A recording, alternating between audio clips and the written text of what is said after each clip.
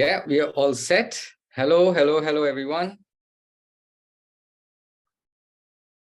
We were expecting many people to join us for this very important topic. So why not you call upon your friends and let them know? Why not? What do you think, Charu? Yes, why not? We start introducing. By introducing myself, I am Charu. This is my sign name. I work at the Here a Million project, but today I am representing Deaf Women Too, DWT. So yes, I am multitasking. I have two roles at this point of time. And Deepak, why not you introduce yourself? Hello, everyone. I am Deepak. That's my sign name. I am based out of Bangalore and working with Here a Million. I'm sure you might know that there is a partnership. We are all working together, that's DWT and Here a Million, to host. What are we hosting? As you know, March 8th is International Women's Day. Is it? But today is the 3rd. Oh, Deepak, March 8th is Holi.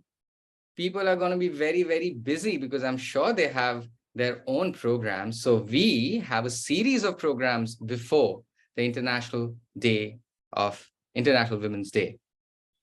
So yes, we will be with you throughout these events building up to the Women's Day on March 8th. Hold on, we need people to let us know. Do they know why are they here? What is the topic? Are we here for a fun event? We are here to enjoy.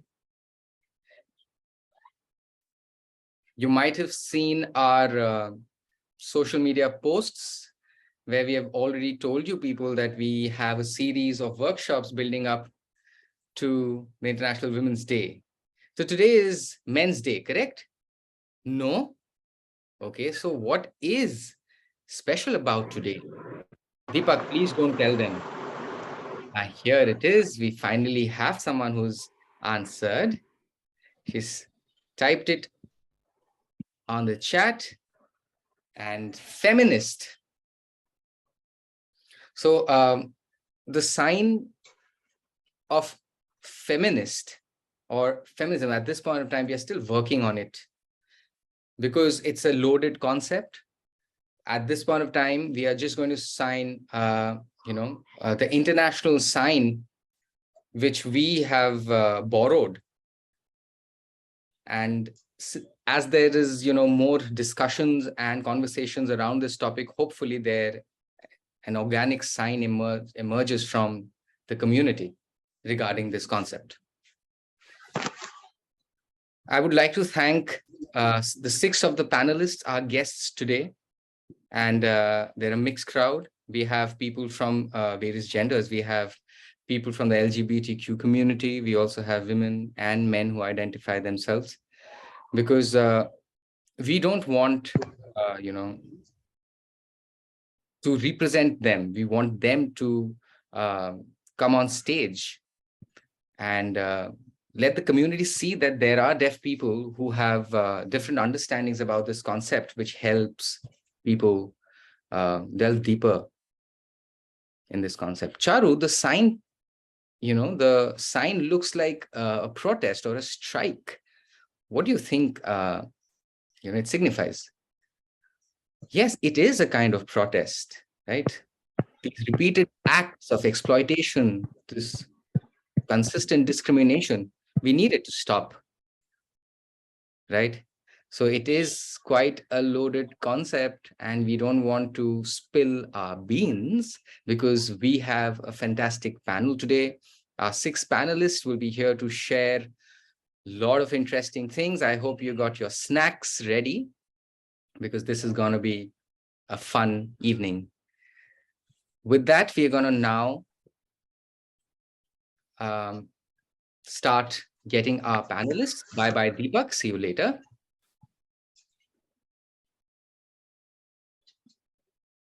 I'd like to now welcome the first panelist. Who is that going to be? It's Kavya. Welcome, Kavya. Hello. Kavya says, thank you. Kavya is a non-deaf person. She will speak, and there's going to be an interpreter along with that, right, Kavya? Okay.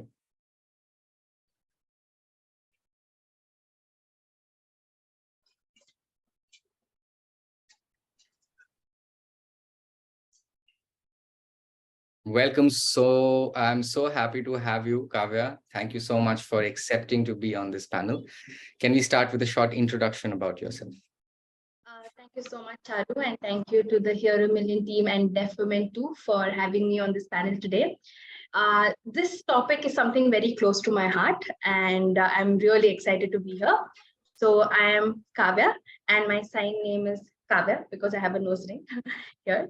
And I work at Enable India, so I have been working here for 4.5 years now, and I manage outreach and volunteering here. So where we create awareness on disability and inclusion at companies. So this is what I do, and I'm based out of Bangalore. And yeah, I love traveling. I love eating, and I like learning at the same time. So happy to meet all of you here.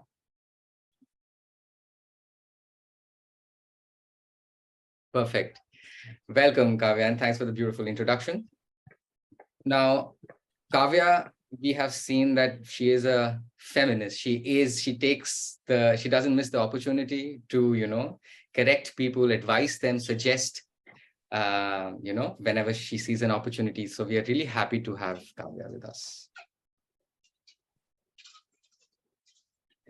So with that, we is going to start with the questions.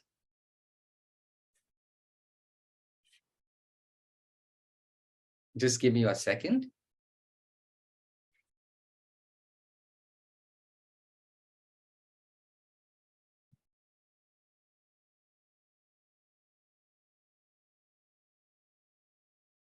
All right. The term feminist and the other term feminism, are they very similar? Is it different? Can you just share a little about these two terms and the concepts?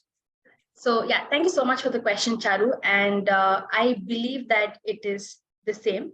So feminist is someone who believes that women have the equal rights to live, work, play, earn, right? So if we go back to history of how women were treated and everything, I think that's when feminism as a concept came. A feminist is someone who believes in it, and feminism is the belief of the thought, right? That women must have equal rights. And I also feel that now that the whole concept of gender and everything is evolving, because there's a difference between sex and there's difference between gender. Sex is something the child has by birth, but gender is what the person wants to be. What do I believe in, right? So what as a woman do I believe in, and what equal rights and opportunities that as a woman and as a tribe we all want to have. So it can be for everybody, but here we are fighting for equity of all genders, right? And this is what I believe that feminism is all about. So feminism is the ideology, and feminist is the person who believes that people like women should have equal rights in society.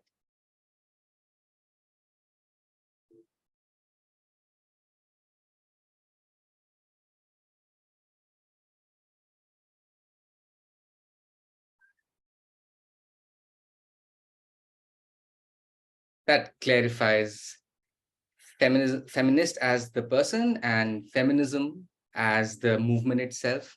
So can you give us an example of how this started, the movement in itself, by one example or something like that? So I see, I'm not an expert to say that how it started, and but for me, if you understand how feminism started, I think it started from, for me, in my family, right? Just to share an example of how the concept of feminism was imbibed in me is that my mother has around 3 siblings, and all of them have sons. So and I'm the only granddaughter in the family. So there was always something said that, my cousins who are all boys can do something, and can hang around, can go late and everything. And for me, it was always like, you're a woman, right? You go back home early, or you can't hang around with men, or you can't lie down and all of that. It's not about, you're not lying down with people, but we're just interacting. They're my brothers as well, right? For me, I think feminism started off there because I started believing in that notion. And I wanted to fight for my rights because I want to be independent. I want to have equal opportunities in society as well, right? So from there, I think for me, the concept of, the feminism also started. Also, at this point of time, I have a lot of friends who are men, right? And when somebody says that, hey, you can't be crying because you're a man, for me, that is also feminism, because I'm fighting for the equal opportunity for another gender as well, to say that it's okay. So that's what we're talking in terms of equal opportunities, right, for all genders as well. So I am really not sure how feminism started or originated. For me personally, it started from my home. Then it started in school, saying that, girls have to wear uniforms and boys also have to wear uniforms, but how you have to behave. The first thing my mother kept telling me, sit like a girl. Like, what do you mean when you say sit like a girl, right? Is there a way that men sit and women sit? So I think for me, that's where feminism all started, from my childhood.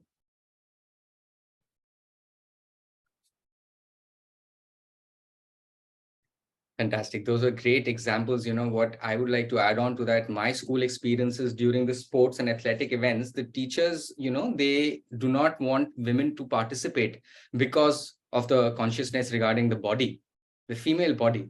And that is when I was like, no, that's not happening. I don't care about that. I mean, that's natural. Just because I have a female's body, why shouldn't I participate in athletics? So even for me, in school, this, one of the examples it started. And these kind of rules, how men and women say you shouldn't sit like this and you shouldn't like that. And we need to do away with these kind of, thought processes. And with that, we come to the second question. It's going to be an interesting one. I'm sure, Kavya, you have a lot of experiences. So, you know how the government is now trying to empower women by giving them free kind of service in the bus, subsidies, while men don't have those kind of subsidies. Also during, if you're to get a girl, there are LIC schemes, etc., Nari or something, because there's for the marriage, have to save for the girl child. Now, these kind of concepts, are they truly, working towards feminism, or they are actually accentuating the already, the discrimination which is already there? So what do you think? Thank you so much, Charu. I think this is it's a tricky question, right? But I did speak to a lot of other women also that, believe in the same cause. So I would like to share opinions of what I've heard as well and what I believe in. So this is all based on the concept of equality and equity, right? So first, to have that equality, we need to start building on equity. And here, the second word you said is equity, Kavya? Equity.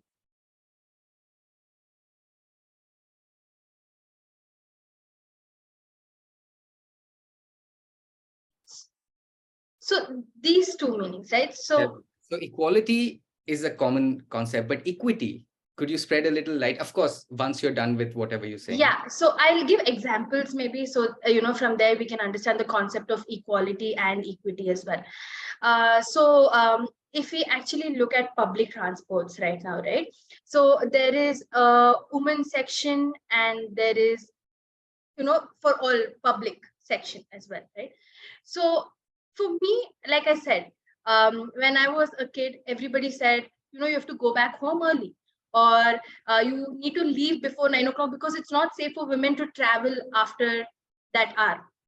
But if I know that there is a women's section in a metro, for example, there's a women's section in the metro, then I would be like, I am safe because men cannot enter. And it's all about protection of women, right? Because it's not safe to travel after some time. So this will lead to more women traveling independently, even at late hours, right? In terms of transport and everything. We believe that, why is there a difference? But how many of us do feel safe to go at 12 o'clock in the night? And it doesn't mean that, because we're not, it's not safe, you don't have to travel. Come on. There are late shift hours that people have to work. That doesn't mean that, women do not take up opportunities that are in the night shift, or women should not go out party, right? So there is one street in Bangalore where I was actually going through, where they have a board talking about sexual harassment, and what is your thought about sexual harassment, so that it you can put your thumb impression there and say that this is what I feel. And that is Sorry, the awareness Kavya, that where was this? Where did you see this, in Goa? in Bangalore. In Oh, in Bangalore, Bangalore. I'm sorry, there was a yeah. beach. No, it's not. It's a road where it's a church near Garuda Mall. So there is one board where we spread awareness, right? Like what women feel. Why do I not feel safe? So like, if I'm in a public transport where even men are there, I'm scared all the time. Is someone going to spank me? Is someone going to grope me? But and even staring, right? So this is all that fear that women have, and we don't want to step out of the house. But when we have something like this, we see more and more women traveling, and when we have that tribe, right, we feel safe. So that's when there's equality. So the equity is that we choose to travel, and we choose to, you know believing. So it is an individual thought, and we go about it. Equality is that as men or as any other gender, even women are starting to travel, right? And that is equality, because we also need to travel. And you were also Charu, you were asking me about the schemes and LIC schemes. So I would like to just share one Sorry, story. Kavya, a little confusing what you're trying to make sense between Sure. the equity and the equality. Sure, I Probably. will explain that as well. So for me, equity is where, I choose, as, I want to travel, or I want to go. So it is an personal choice, an independent choice. From there, if you see more women coming in, then it leads to equality.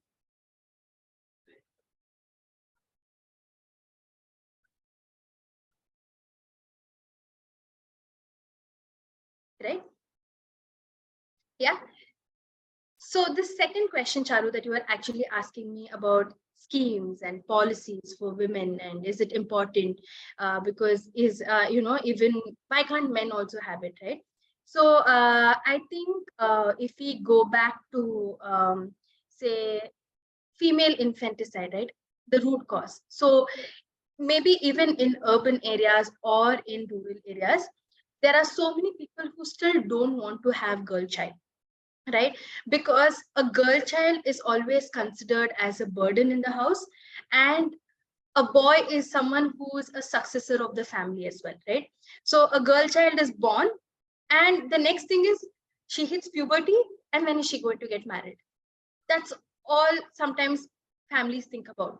And definitely we have progressed since then, but in rural areas, or maybe in some urban areas as well, we don't speak about these causes, or speak about female infanticide. That's why they don't reveal the gender of the child when the child is being born as well. So here what is really important is, with such schemes and policies, so female, the women have an understanding that there is some sense of security, some sense of empowerment as well. So there are two stories I really want to share. One is about myself. When I wanted to, when I studied, and when I wanted to move, my dream was always to move abroad or live on my own, move to another city and study.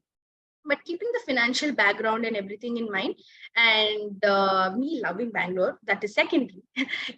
I always wanted to stay back at home, and I had to stay back at home and study, right?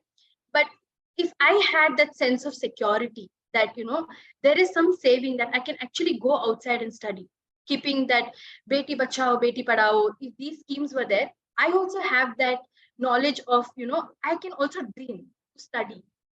right? So these schemes also help, for us to understand that we can also study, and we can also be there. And if you look at the root cause as well, right? I was watching one TV series on Z5 called Ayali. So this is a show where it's. I'll just brief you all quickly about it because it's very interesting. There is one where there is two villages. So this man comes to another village, falls in love with a girl, and when they fall in love, so she elopes from that village and marries this guy. So the villagers see that the fish is dying, the cattle are dying, and the houses are all being burnt and all of that, right? So what they say is it is a curse of God. So when they think it's the curse of God, so they move to another village. So the rule of this village is that only girl children who don't hit puberty go and worship the god, but women and men cannot enter the temple. So what happens is that Sorry, Kavya. uh, What happened actually? so they Because move to another village, and only the girl child who hasn't hit puberty can go and pray in to the god. But a woman who has hit puberty or a man cannot enter the temple. The reason why they cannot enter the temple is because only the God, they felt the fear, right? Because she eloped with another man, they're thinking that the same thing will happen to all the generations as well. Then, so what happens, the village is that once a girl hits her puberty and she's a woman, she needs to get married, even if she's being educated. Even so, in schools, they started seeing dropout of girls in class 7, class 8, class 9. That's when women or girls also start hitting puberty. So there was stop of education. Why? Because the women have to get married, right? So there was this one girl in that village because she saw her friend, a friend of hers who got married to a drunkard. She was pregnant with a child and another child, and the husband died, right? But at the same time, this girl saw all these stories, right? So she did not tell the villagers or her family that she had puberty. So she studied till class 10. So just because a woman, we all have that structure in society that you get married after some time. At this age, you have to get married. But with these schemes, right, in place, women also have that right to say that, I can study. And that awareness among parents is also very important for us to understand, right? And this will also help us understand if we look at companies and everything, how many senior managers are there? How many people are actually in the management, women in the management, right? So when a woman is being educated, there's a lot more that they can do. In Canada, there's a proverb, you say that, if you educate a woman, you're educating an entire family and the entire process as well. So I feel that, these schemes are helping us to build that equal opportunities for women as well. But there's one scheme, right? The Kanyadan scheme, the marriage scheme, where I was actually reading upon, where the father, they say that the father invests for the girl to get married. For me, I have two thoughts here. So is this money also sounding like dowry? Should a woman give dowry also to get married? So this scheme is something that I do not believe in the Kanyadan scheme, because it's actually promoting, like, that the parents are saving for a girl to get married. And because a boy will always stay in the house, but a girl should get married. That is the dignity of a parent as well, right? So I feel that, the Kanyadan scheme for me doesn't make a lot of sense in terms of dowry and keeping the Indian culture in mind. But the other schemes in terms of education, employment, I think is important, so that we have that equal opportunity in society. And I think that's what feminists are facing. And we all have that notion, right?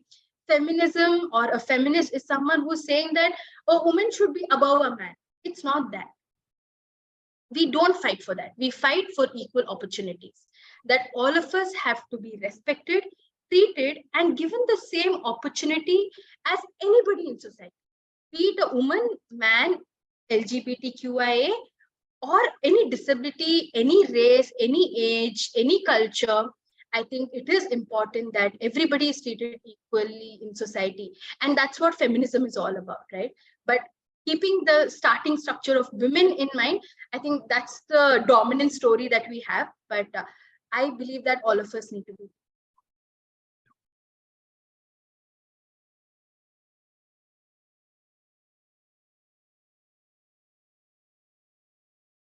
Wow, thank you so much, Kavya, for taking us through those answers and a lot of examples. And, I have also had conversations with my friends. This Kanyadan scheme, maybe they would stop the education since they already have the money. They were like, why educate this girl? We already got the money, get her married and get her out. But the thing is, we don't understand the intention of these policies, of how they're coming, how they're going to be implementing, or the consequences, because the people who are making it, we don't know. But thank you. The equality and the equity, that part, Please send it what this number is to me. something later and something larger, while something personal and individual. And we absolutely need to work on, these kind of policies which actually make the problem worse, because this indeed looks like a ready dowry. If your family doesn't have money, the government gives you money, you get your kid married. So I don't know, hopefully this would also come into the movement, well, women rights organizations start working towards it, and let's see if they can remove these kind of schemes. Yeah, I agree, Charu. I just wanted to add one thing here, right? So, if we also look at the scheme of Kanyadan, so I was actually talking to a colleague of mine. So, her parents also invested in this scheme of Kanyadan, right? But it also depends on how we are utilizing the scheme. So, maybe some parents are actually utilizing it for the right causes. It might not be dowry, it might be for keeping safe, like life insurance or something else, right? So it is also a kind of investment. But I feel that the awareness, like Charu you're mentioning, it is important that the awareness is there. I think the first step all of us need to have is that an awareness that such policies, such schemes exist, and we can also dream like anybody else, right? Because today, we are able to know and understand. But what about people in rural areas? What if people lose their parents and everyone, right? So this is some kind of security, some kind of protection, some kind of empowerment for a woman as well. And to reach that equal opportunity, we need these schemes to back us up as well. So I think it's important.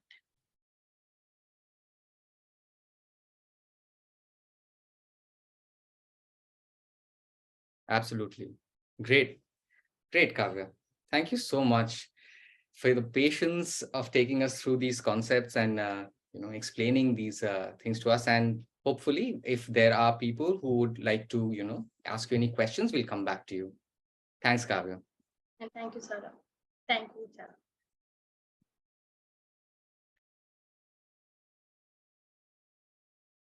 Okay, so everybody has seen and they got awareness regarding the feminism as well, right? I know that these things are keeping you interested. Let's see who will be the other panelist. Hello, everybody. Can somebody spotlight Charu? Yeah, perfect.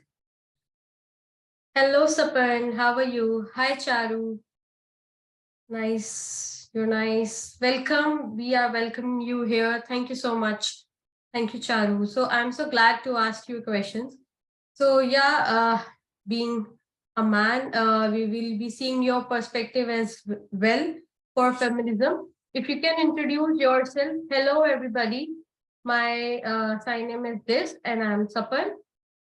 So I would like to inform everybody, Happy International Women's Day, which we are going to celebrate soon. So why we have chosen Sapan to be a panelist? Because we have seen Sapan always encouraging other women. I have seen that, right? I would like to know more what Sapan thinks about feminism, and I hope, Sapan, you are ready. Yes, I am.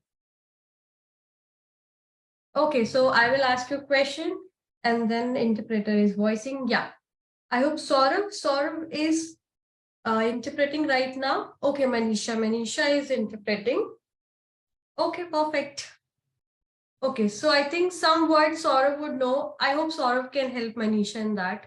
Yeah, sure.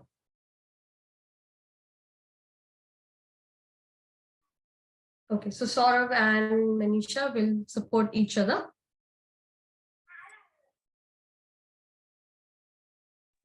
Everybody is watching you, Sapan.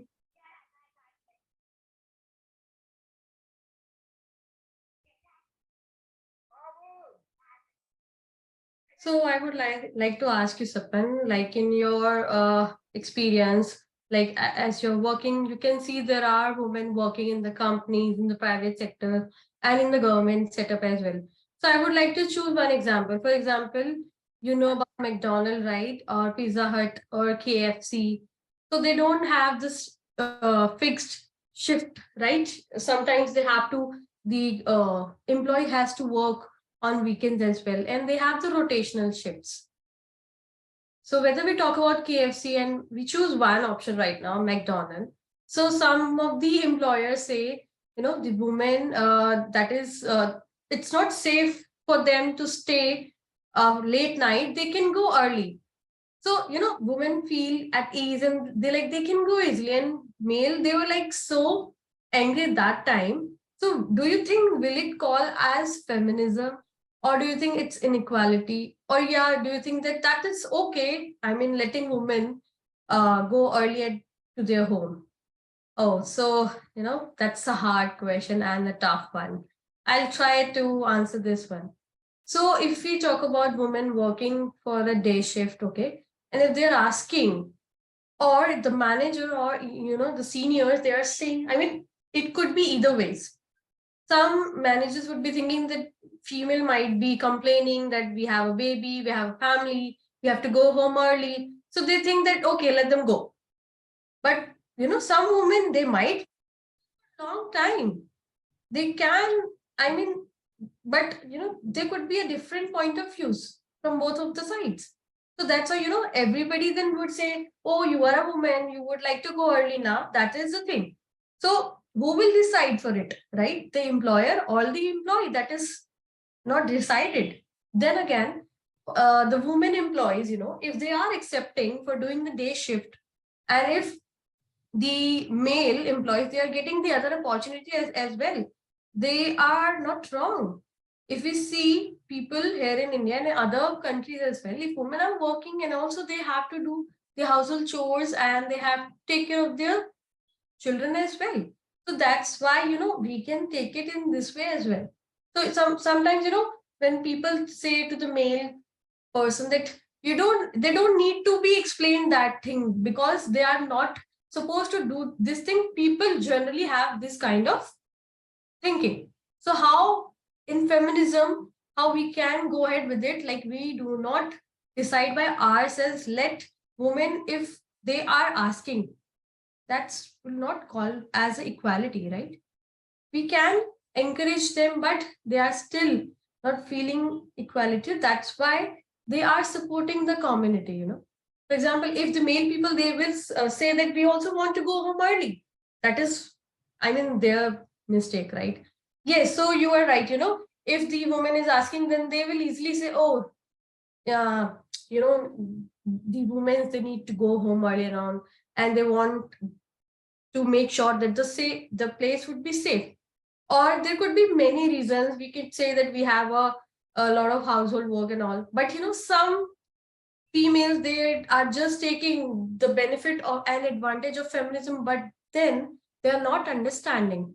So they need to respect the women who actually have some situations who would like to go home.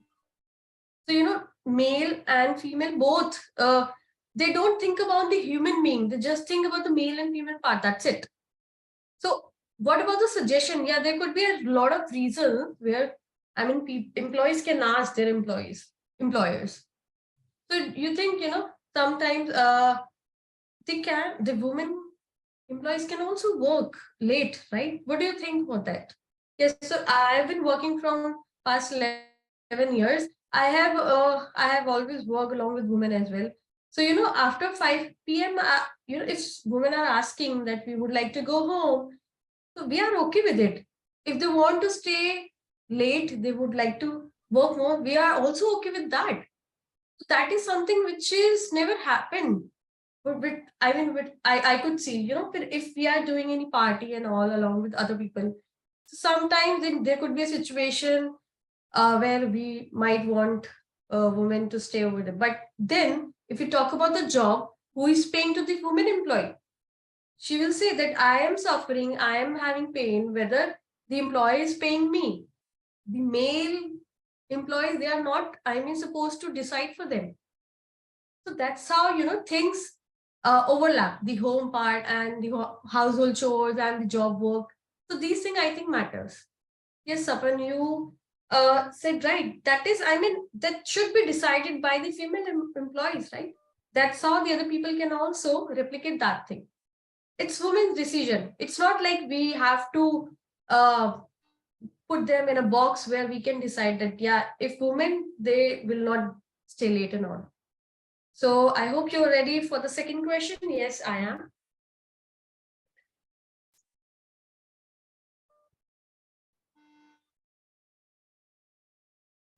So second question that could be,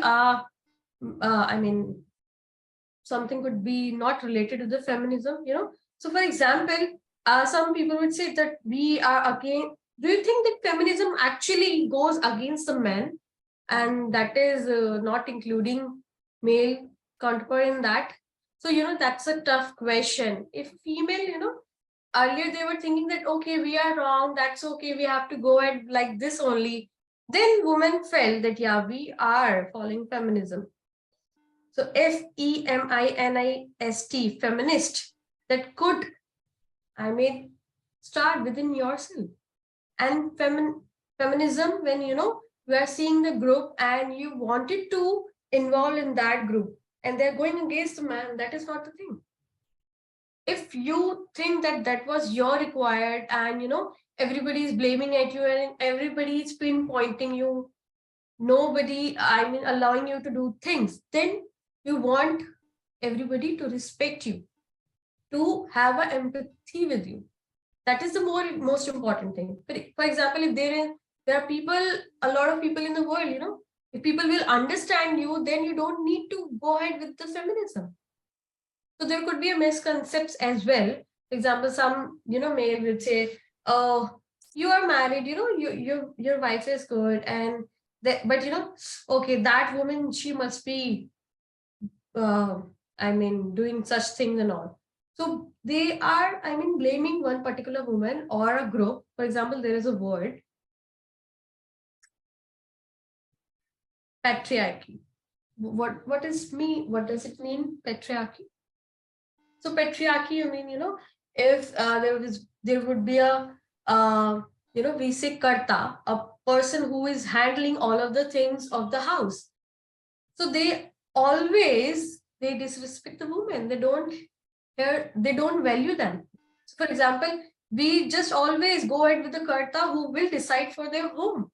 That is called the patriarchy, Men after men, generation by generation, men will decide all of the things. That is the main thing in patriarchy.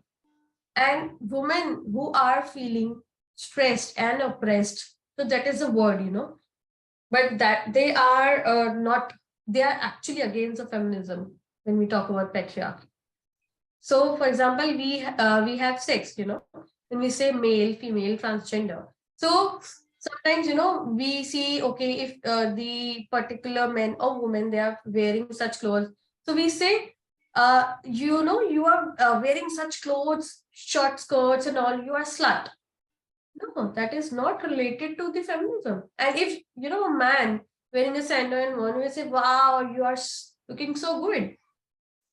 That is the wrong thing. That woman, we are saying that man is stud. But if a man is not virgin, we are saying that's okay. But if the woman is not virgin, then we say that you are shameless. You should have shame and all. So, and if the woman, she's ordering something, if she is, authoritative, we are saying she's so bossy, but we are not saying same things to the men.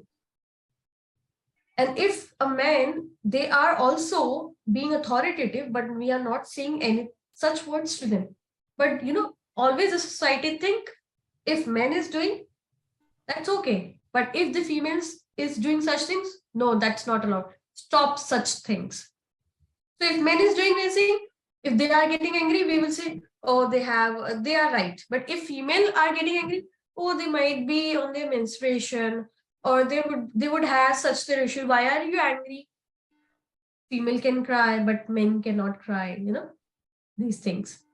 And then we say the feminism group, okay, there would be there could be a problem, they can go against us. So, but the female would say, the male people, you are getting opportunities and all, you are getting voting rights, you can go along with your friends, you are being allowed to do multiple things, but we are not to. So that's what we required and we asked for. Charu saying perfect answer, Sapan. Yeah, so a lot of people would say whenever woman is doing anything, they'll say, you're angry, but they will not say any such things to the men. Yes, you're right. Perfect answer. So also, Sapan, you have said the same answer, which we have also experienced in our real life, in our society. And these are not jokes, that actually has happened. So for example, we have a code, right? For example, if we have woman is showing a cleavage, if a man is wearing a shirt with opening button, that is okay. If they're showing their hairs, chest hair, that is fine. We are saying, oh, he's a stud, he's looking hot. But when woman is showing same thing, cleavage, then we say she's a slut. So, looking at the picture where we don't, we just always go against the woman. So, you just, explain a lot of words. Yes, that is right. You have explained it so greatly. Thank you so much. And thank you for answering the question. Please stay here. There would be a lot of questions people would like to ask you. Thank you. Okay, I think third one, who is the third panelist? People are raising hands, I know. After the third panelist, we will have your questions. Hello. One is Hardeep. Can we have Hardeep?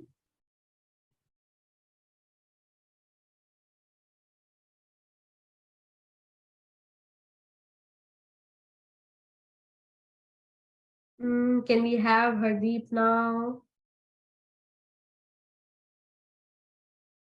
Hardeep.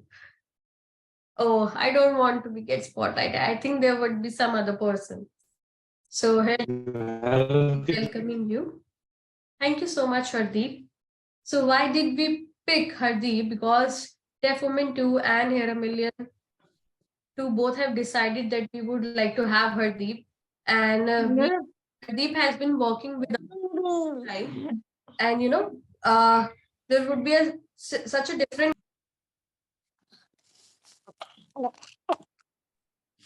where the man is working along with other female. So thank you, Hardeep, for joining us.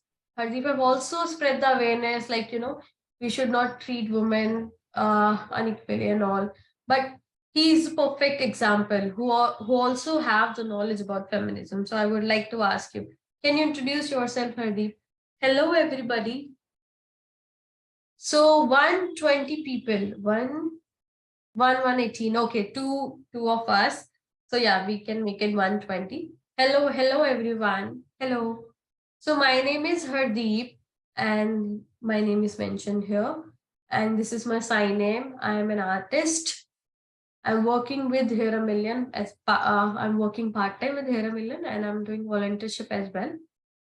Sometimes I get freelancing work as well for logo designing and some video editing work. I'm so excited to be here. So I don't have a online experience of, attending the Zoom session. So I will try my best to sign all of the things.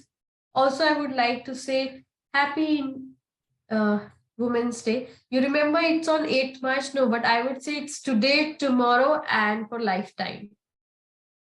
So I hope that we will all feel equally. So can I start questions or shall I discuss with you? I have to think what you would be asking. Okay, I'm ready. I'm ready. You can ask. Okay, let me read the question.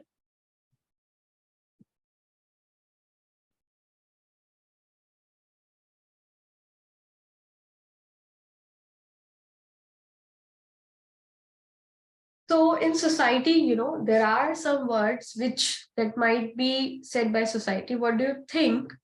For example, a woman, when they are starting, that the word that comes from the society, or if someone is teaching feminism, that's how we started, I mean, indulge in this experience. Or do you think that that could be an influence experience as well? Or, it's a woman who is feeling suppressed, and that's how they started going ahead with the feminism, or that comes within our heart. So what do you think, how the feminism thing can begin?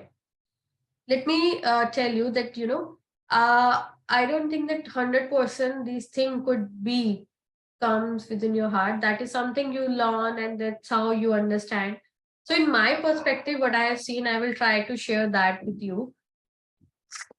Yeah, so today, and from long time I've seen, there are feminism. Sometimes some people would say that we have seen from social media platforms, and sometimes people will blame social media earlier that all the things they were quiet, and now people have started seeing the social media.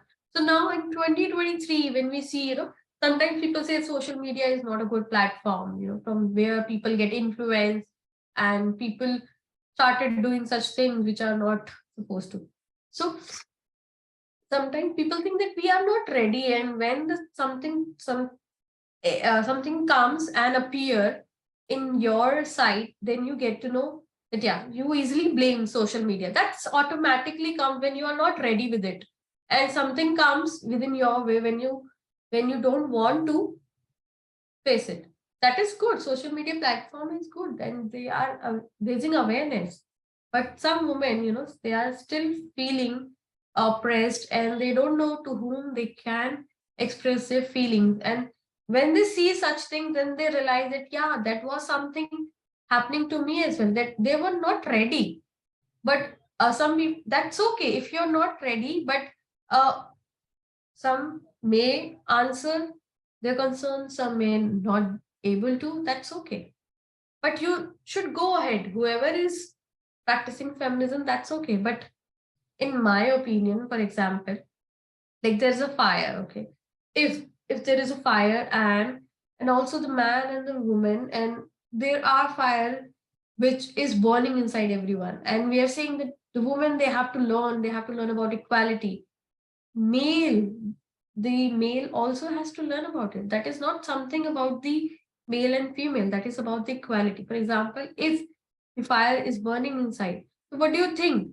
You will let the fire burn at every place? No. If it is happening at your home, you would like to save it, correct? So that's why, if the female, you're thinking that I am feeling oppressed, and the other female counterpart, she's also feeling oppressed. What would you think? You are seeing the fire in her, and you're seeing the fire in me. How would you extinguish that fire? So who will help? You know.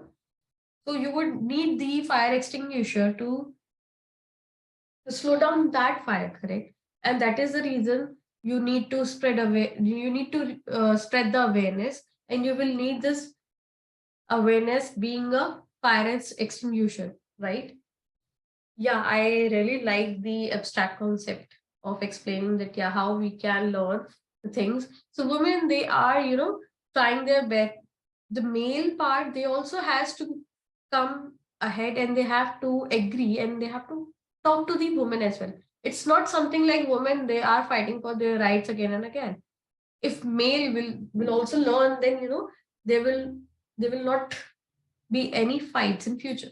So do you think how the fire will get away from that place if the male, they are discriminating women? That's how the women feel fire inside them, and that grows on and on.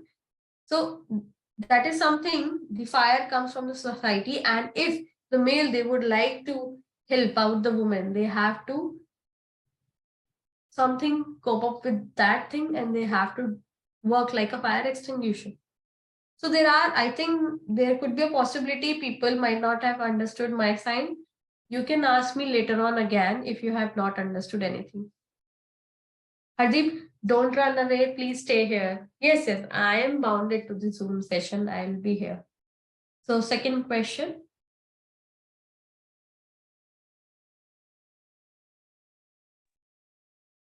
So second question, as you can see, there are male, deaf and hearing females. So, if a woman is, braiding her hairs and wearing suit, kurta with dupatta and all, people will think, oh, she might be not practicing feminism, and she's so simple. And if there is another girl who is brave and bold, so some people might think that she is practicing feminism.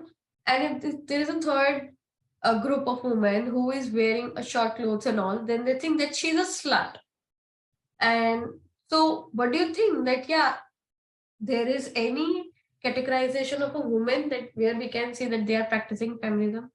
Let me say, I should get a balm for me. I am having a headache with your questions. Yeah, I think that is happening from long time. What I can see, if you are naming 3 groups, there could be a possibility that we might have a lot of groups of a woman. So there are females, for example, let us focus on the groups when we are discussing about the women belonging to the particular group. So we have a fixed mindset, right? Like whenever we see such women, or we see, so from childhood you have been taught by your parents, by your society, and then you think that is normal. No, as we can see the people now who are hearing us, we need to change our mindset. Why we need to change it? We need to make our boundaries. That's okay. We need to see a person as a human being. That's all. Nothing like saying that this woman is wearing such thing, she would be a slut, she would be a simple woman, she's not practicing feminism. That is not the right way.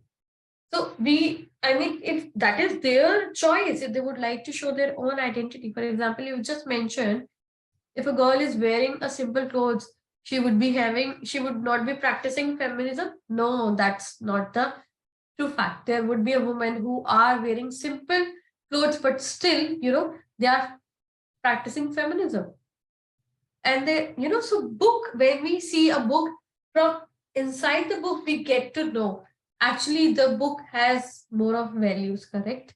So we don't go on the number of the pages of the book. For example, if a woman is wearing a clothes and she's wearing a jacket and all, and some people, if I am wearing something, some people say, that belongs to women. Why are you wearing? You are a man. So, who are you? Told me I cannot wear such thing. That is my decision. I would wear it. Who are you to tell me and guide me for this thing? I don't want to get balm again and again for me. Let's support each other. Let's respect each other. That's all. And see other people as a human being. That's more important. So there is one sentence. I don't know whether you would know or not. Human. Again, you see HUMAN. So then again, man, I'm so pissed off it. So it's HUMXN. So XN, that means that will provide the equality to all the genders. So we have to see and have to give the equality to each other. Yes, people would like to see your answer. Very great. You have given a perfect answer. We can't judge, from the seeing people, everybody have their own skills, and they have their own things as well. For example, I'm, W for woman. So how did you W word comes? W with WH words come. Why, what, where, when. Woman means W. That means they are starting with WH words. So you say, oh, she's a woman, that's why they have WH words and they are asking a lot of things. So yeah, we will be making a video related to it. We will be spreading across on our social media platform. Do you think, male, they can easily say that man, they are more powerful. That's why in women, man is included. WOMEN. So that's why there is a thing people, do mockery about it. So if if you practicing feminism, I would like to support other people as well. So there are people would say they would like to thank the people, but then again they will go at home and they will not, they are doing just opposite of it. Sometimes, a male, when they are showing that they support the female in the public, but then they are opposite at their home. So the first thing is you need to have an empathy that's come within your heart. I'm not saying all the men are bad. No. Some men, they understood, they are aware as well. Some men are trying their best also. Hardeep is saying, yes, I also feel, earlier, if I have also learned a lot of things when, as you invited me, I don't do such things on the regular basis being practicing feminism. So, but sometimes people say, oh, you are being unequal. Then I understood, okay, I was not treating equally other women. Sometimes I might crack a joke that could be, that could go against the woman. Then I understood and I saw, the inequality I saw in my family, and that's how I can also do such things. Then later on, I understood, yeah, I was doing the inequality and that was not right. Yes, that is a good thing, Hardeep, when you realize within yourself that, yeah, earlier you were numb and you were getting influence from your family. That, yeah, that takes time. And that is a good step. I'd keep doing that. And not Hardeep, spread it across among your male group as well. I wanted to ask more questions, but we have limited time. We would like to have audience. I hope we will have you again to answer the questions in more abstract concepts.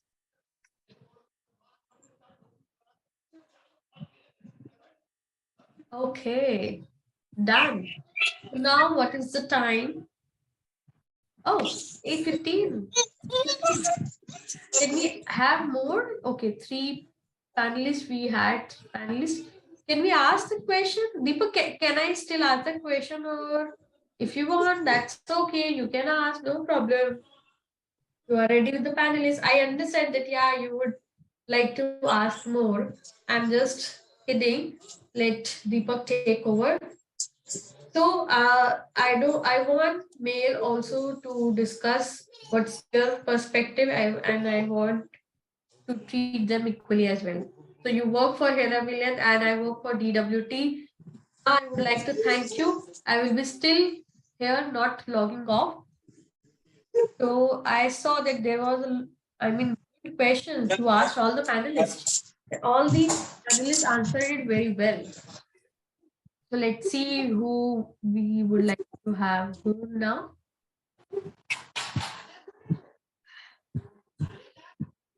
Okay, who would like to come?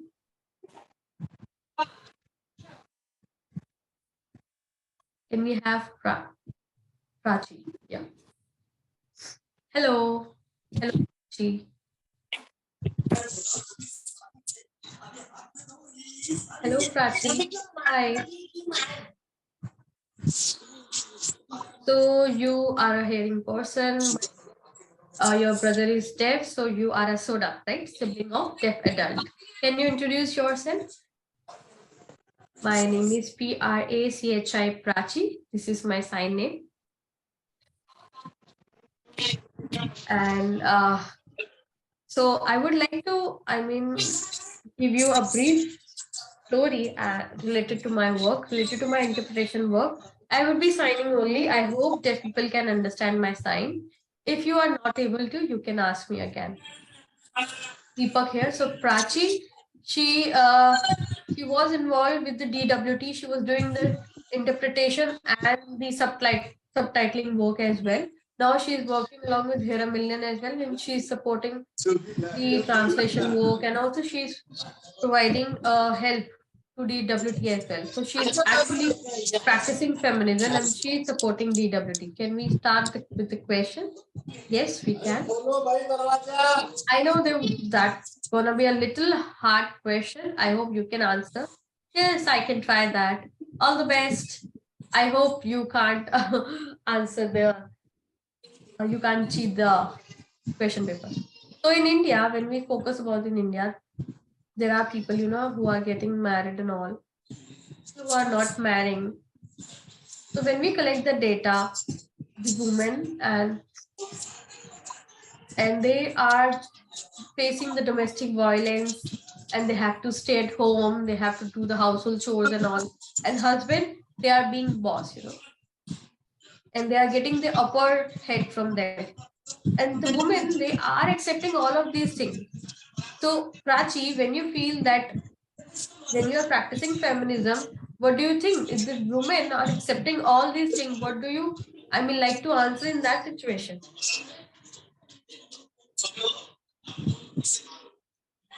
Okay, it's a tough question, but let me try to answer. But in that situation, I try to stop them and I try to explain. If I would be numb at that time and not be responding to them, then I would be wrong. So I tried to explain to the family. If they don't listen to me, then what I do, I took a fight. Fight with whom? Family members. Yes, with the family member. If a woman can't fight for herself, so she got married to her husband, and but then now she is being part of domestic violence. I know she's also a human being. If a male has to be treated like this way, and they accept it. If they don't accept that thing, yes, I can start with the fight. Not if within in the beginning, but yeah, later on, I can do such things. And I will try to explain them. If they will still not understand that thing, so I can also do the police complaint and all. And, sometimes police would also say that, yeah, that woman, we will explain them that is not the right thing. But police will also say, oh, you will stay alone. What you will do after this thing? So in society also, society needs to get changed. One person cannot change the society, right? Alone, I am not able to do it. But yeah, with the society. So from long time, male always think that we are brave and we can easily discriminate a woman. There are women who are coming forward and explaining themselves, but still we need to support women too, so that they can stand, they can take a stand, and that's how they can explain their family as well. So that's how actually you are practicing feminism. That is called practicing feminism. Yes, it is supporting a woman all the time. If they is not able to take a stand, then you are taking stand on herself. So it's good, from in, that's how when we got independence, that not the one person, but there are a bunch of people who understand that, yeah, for feminism, for practicing feminism, also we need to respect their time as well, and also we need to feel let them feel comfortable as well. Yes, I agree with you, Deepak. Okay, so are you ready for the second question? Yes, I am. So feminism, Feminism. So that's word when people heard it about a social media platform. Some people know about it. Do you think that word has mentioned in a law, or that is something society is talking about this thing, and that's how this thing started, or law approved it and law had it? So law says the feminism, they say that humans should be treated equally, and we need to respect male and female and the other gender as well. So when people say the women, if they are being dehumanized and all, then we understand that is the thing from education part as well. People will realize and understand that I was being discriminated.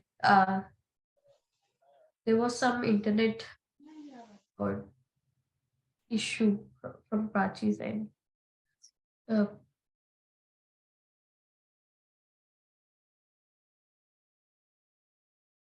okay, now you can go ahead. I'm sorry. Yes, that's okay.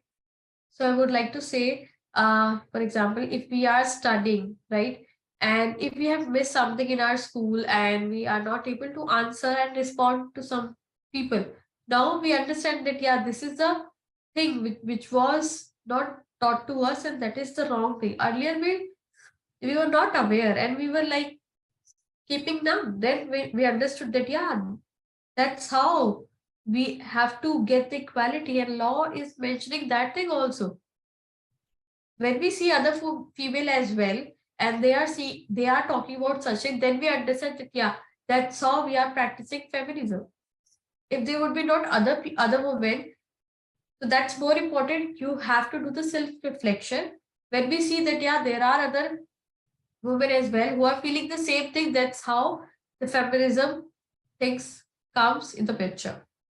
So you need to take a stand first.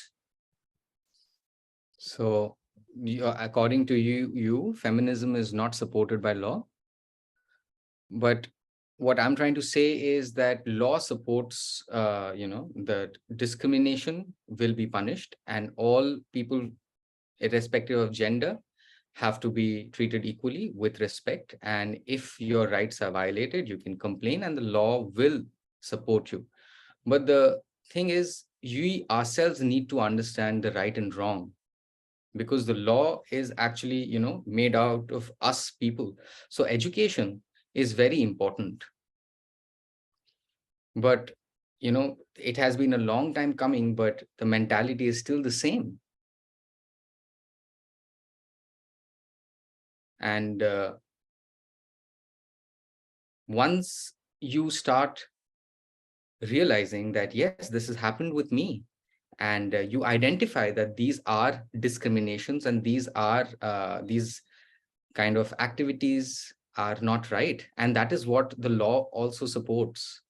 But we were not taught to respond to all of this. We were not taught the right and wrong and how to respond or navigate this situation. So we need education as well as law.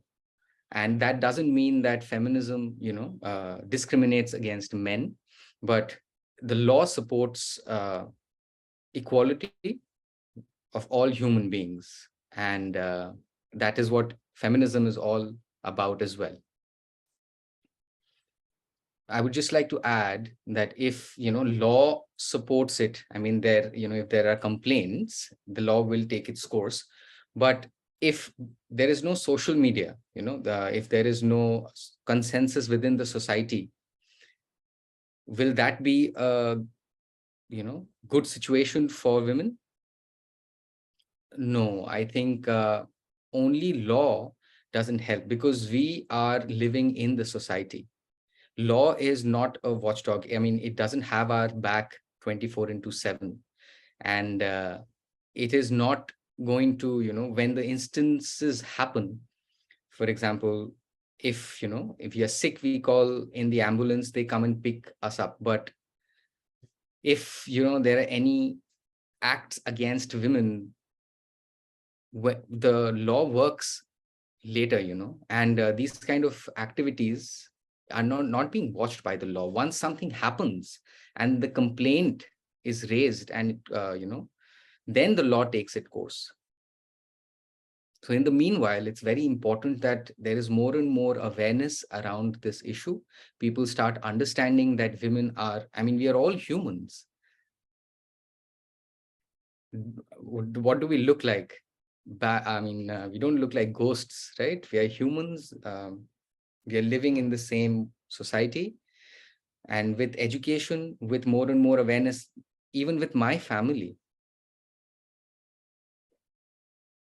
my father, in the summers, use vests, as you know, wear shorts and vests. But and we were not allowed, we always had to wear full sleeves. But once I started going to college, etc., I started seeing people wore all kinds of dresses, short sleeves, sleeveless, etc. So at home, I didn't know that this was not okay. But when I went out, started meeting people, and I got back and I told my father and my brother that if you want me to wear, you also have to wear sleeves, full sleeves. If you are allowed to wear vests and shorts, why should I suffer? So with, me cheering my father again and again, the situation changed.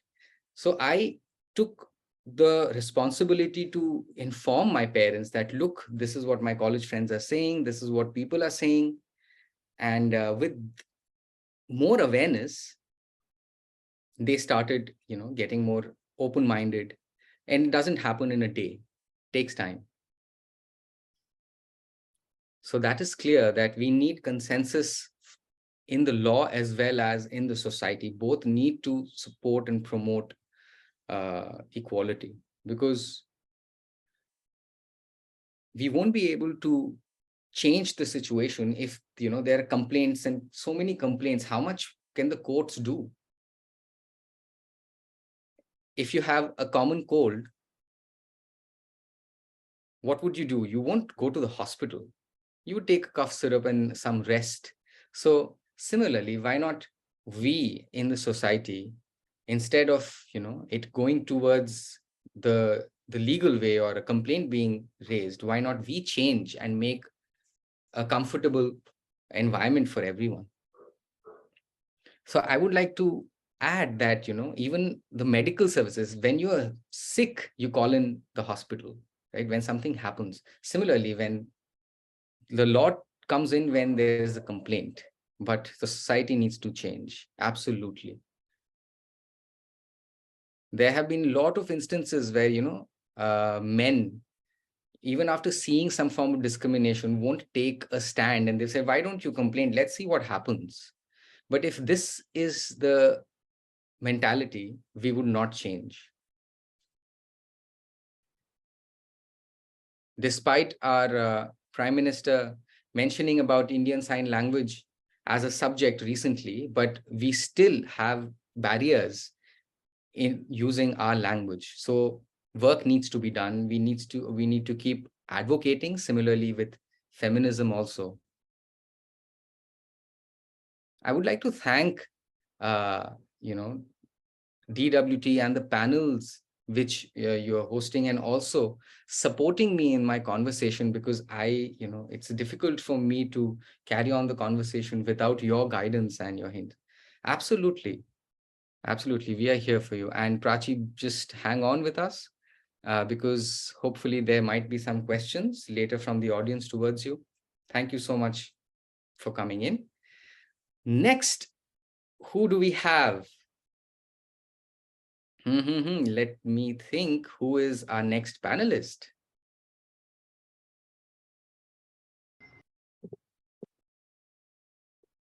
Where is that person? And she is here. We would like to welcome Vibhuti. Hi. Great. Hello. Hi, Vibhuti. I'd like to thank you for accepting our invitation to be on this panel. The reason why we have Vibhuti is because she is a very strong and has been working in the women's sector in Gujarat for a very long time. So we have a strong women leader with us. Why not you give a short introduction for our audience, Vibhuti? Congratulations, everyone, for congratulations in advance for the International Women's Day. Thank you for having me on this panel. This is really interesting. It's not like, the discussions we have when we meet outside. So this is going to be exciting. I'm Vibhuti. This is my sign name. I work with the Mukh Bhadir Mandal as a GS. Have been working since the past 10 years, almost. So if you are 40 years old, I started 2010 working in the women's sector. Also, it's been almost 13 years. Wow, that is great, Vibhuti. Thank you. So are you ready for the questions? I am. Okay. So let's see. This might be a little difficult. However, doesn't matter.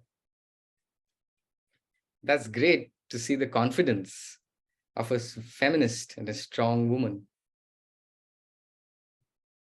So I'd like to ask you that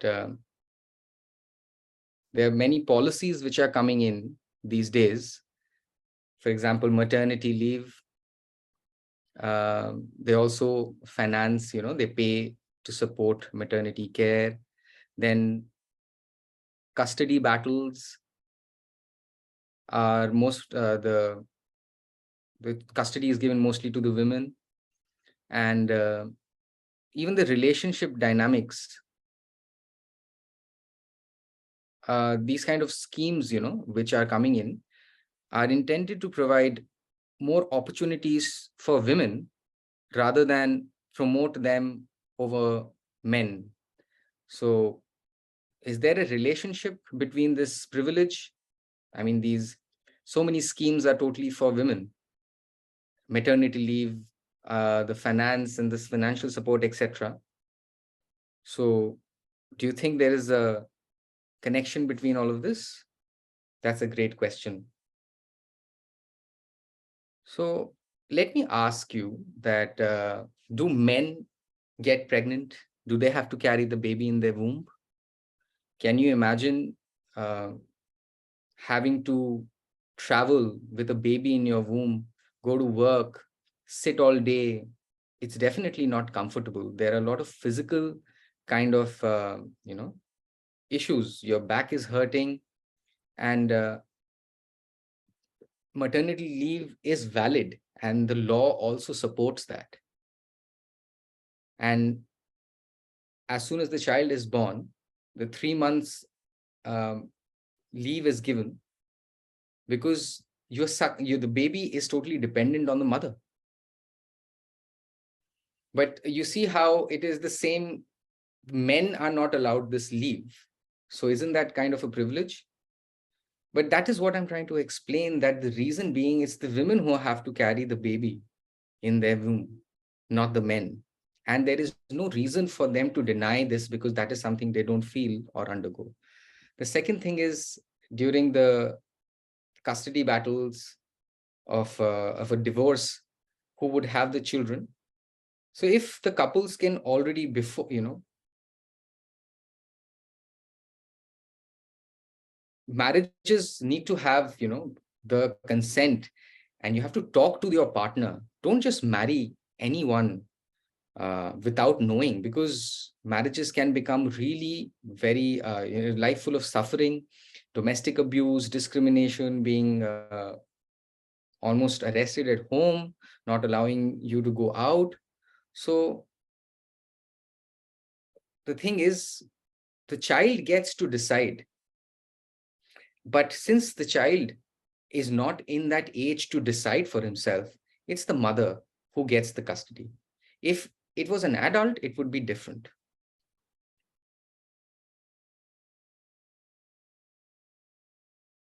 But sometimes I've also seen that men do not want to keep the child, and they would rather have the female or the woman take care of the kid.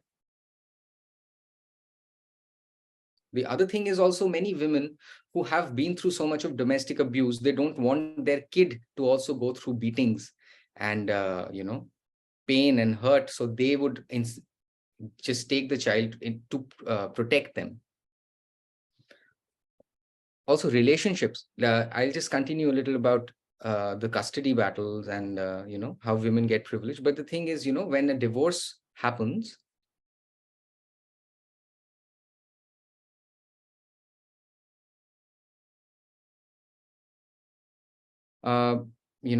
sometimes the dowry is also there was a demand of dowry if in case it's an marriage without consultation, without talking,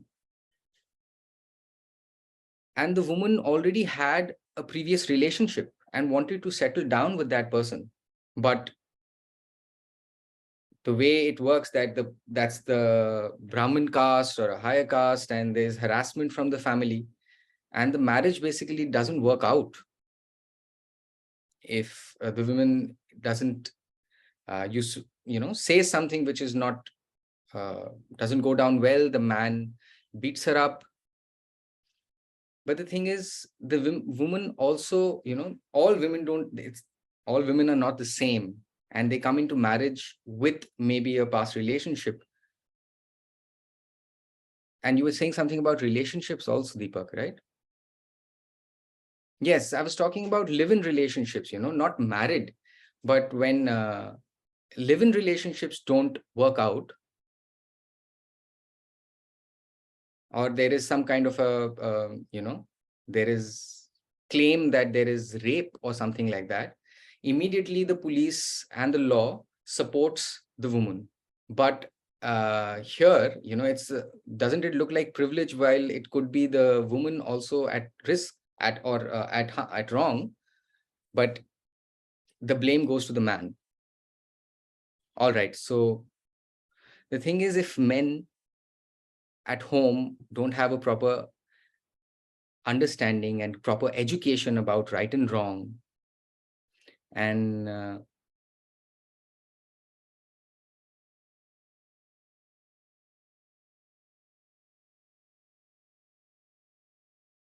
maybe sometimes some women get into relationships for money.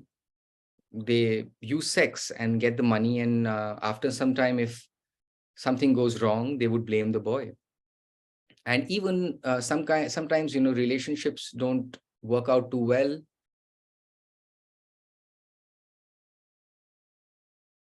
and there has been a kind of a mutual understanding between the man and the woman, but it doesn't work out, and the woman doesn't want to get or the man doesn't want to get married. Here the woman feels that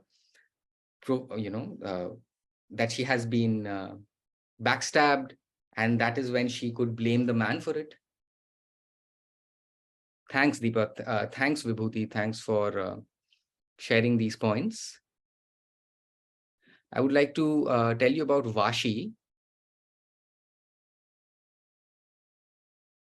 There's a movie from Kerala. It's a Malayalam movie, and I would just like to summarize the story.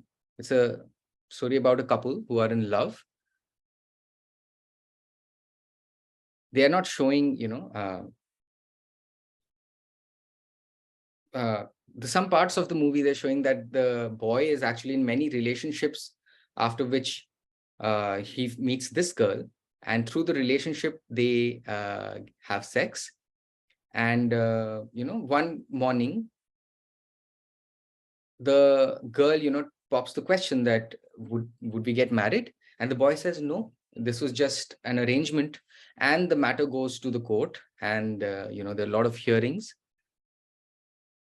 But this is where they were discussing the term consent, that it's so very important to have consent of both the parties. Here, if the male knows that the woman loves her and uses that love to use her, this is not consent.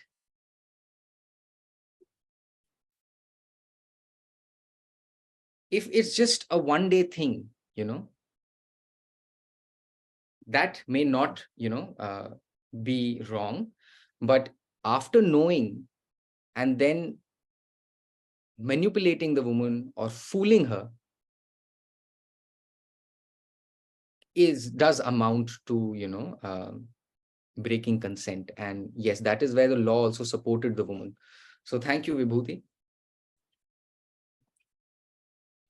The second question which we have for you is that, people think that often feminism or only a well-educated, privileged woman can be a feminist. Young people cannot, or uneducated women cannot be feminists, or, too young, not too mature, not too educated cannot be feminists. So what is your idea about that? No, no, no. I think, just because a woman shows, she looks elder, dresses in a bold way, you think she's a feminist. That's not the case. There's some people who are very simple, who come across as very, very gullible, but we are very smart. And So that's how, women take a stand. And if the family hasn't taught anything to the female, and they might feel, be patient, and they will not talk about the feminism and all. But if she is around 20 or 25 years old, then she will get to know about this. Yeah, so there could be a different mindsets. Or if earlier, if a woman is 11 years old and 12 years old, and she started having her menstruation, and she's asking her mother, like, she has to be careful and she should not get touched by a man and these things. So that's how the things arises within her, and she started taking a stand. And then she feel as a feminist, and she knows that how she has to love herself and her family members and all. But if earlier she has not learned anything, then she would not be able to take a stand. Do you think a highly educated woman would be a feminist and a illiterate? No, that is not related to the education. Whether they are illiterate or literate, that is something that if they have a smart mind, if they can communicate with other people, and if they can see what is happening around them, and they learn. So that doesn't matter whether they are educated. Hearing people, they can hear easily. If deaf people, they are a good signer, then education doesn't matter. But thank you. I would like to say thank you to deaf women too. I could see that when they are posting a lot of videos earlier, I was not aware. And then I realized, yeah, that was something I was also thinking of. Earlier, I was not having any such platform, but now things are getting better. So I would like to thank from my own heart to the deaf women too. So yeah, you made the point. Yes, education, that doesn't matter. It comes within our heart, right? Yes, likewise, if deaf people, how do they get to know that they are being discriminated from other people? That doesn't teach in your school and your colleges, right? That's something automatically, that's your instincts. They can get influence from the community, from the society. So, for example, if a woman, who is 5 to 8 years old, she would not aware about it. When she started having a menstruation, then she have more and such interest to know, like, how if men are not facing such things and I am facing such things, why is this thing happening with me? So that's how she learned a lot of things. That's how things begin within a woman. So that male also has to respect a woman, like how they can they can treat women equally, right? Yeah, they have to respect other as well. But we should not blame female and male. That is something happening with the female in the beginning when they are having a menstruation and they are not aware about it. So, when the female, they are having menstruation and all, so were they being advised from their family and members? I mean, if they were being advised before they are having their puberty, so do you think the things can get better? I think earlier they are being taught with the good touch and the bad touch. So, but we can't teach them equality in the beginning. After they're coming at their puberty, then they will get to know what is equality means. And for example, if we are having a siblings in family, when we talk about the equality and for example, in the family members, when a daughter is seeing her father being authoritative and all, that's all they learn from their family members. So the good touch and the bad touch and all of these things later on, and slowly they realize and understand that thing. Thank you so much for clarifying all the things and answering it very well. We have answered both of the questions. We will don't log off. There would be a question from the audience. Please stay here only. Thank you so much for your answer. You're welcome. So now, to whom we would like to have? So now we would like to invite Ashish.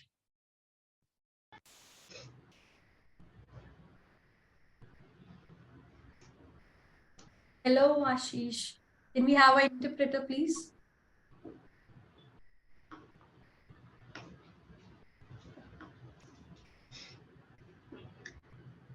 Hi. My sign language is not great. That's okay. Here is an interpreter ready. You can speak and interpreter can interpret.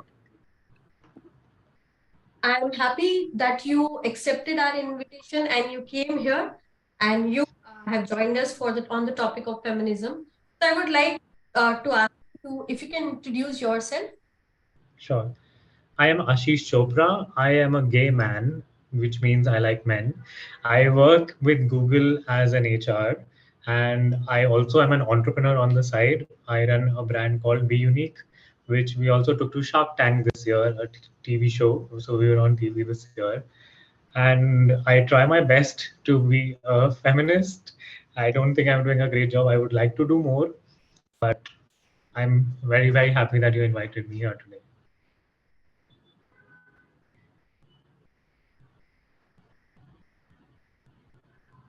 So yeah, I mean, having you here, where we have male and female, we do have, I mean, but how do women understand your perspective? That is also important. So thank you so much for coming here and accepting our invitation once again. So I think you are ready, and we can ask you a question now.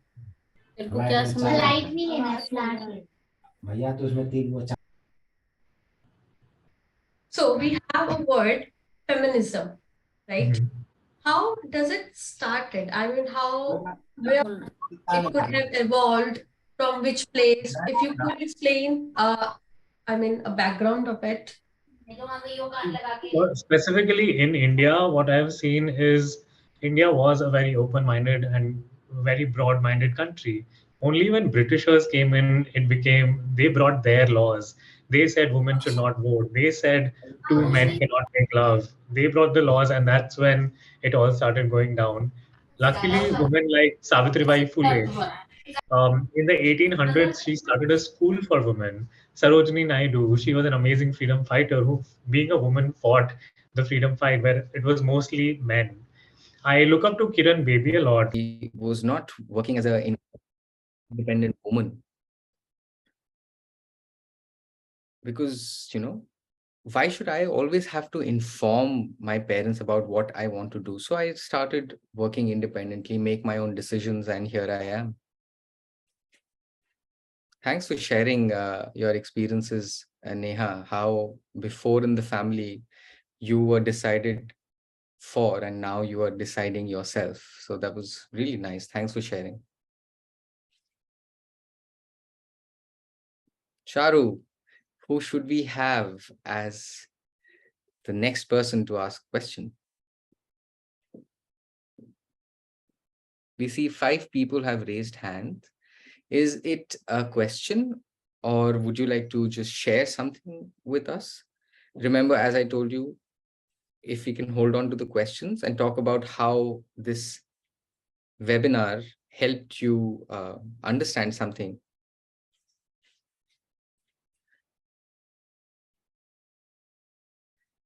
Thank you. I am Avinash. I feel, something I really learned because before,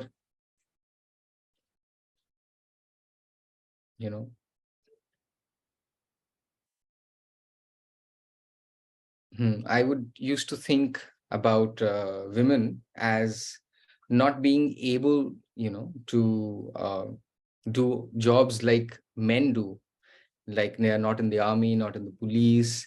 I would think that they don't have the strength or the capacity. But as we see more and more women, irrespective whether they are deaf, hearing, disabled, from the queer community, women everywhere, are now, standing up. But still, we need more work to do. It's not that, we can say that, yes, now, we have things are equal for all genders, but that's not the case. We still need to work. Once the important thing is the awareness. If, people in the society can just understand and be aware, just like, rape, if, we do not, talk about it, or, we have to be in a protest, not necessary, what is right and wrong. Yes, it is impossible for the change in the mentality to come in one day, just like, we don't get a tree, we have to care for it. The most important thing is to keep supporting the movement. And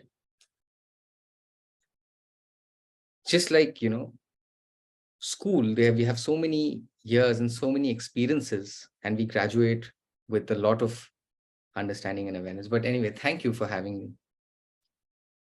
Great. So we heard a couple of people share about how they feel now after a webinar. So I think we are done, right? We should go home. It's 9 already. We should close this webinar. But Charu, there's so many people waiting for questions. We have a queue. All right. We will have to restrict the questions. We would not be able to take all. So we'll just be able to take 4 questions. I hope that is okay. And we also request everyone to limit your comments to only 1 question.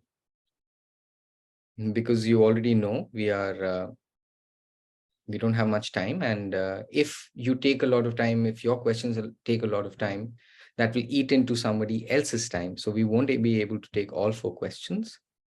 And I really hope that you ask the most important thing in your mind right now. So with that, let's have our first guest for the question.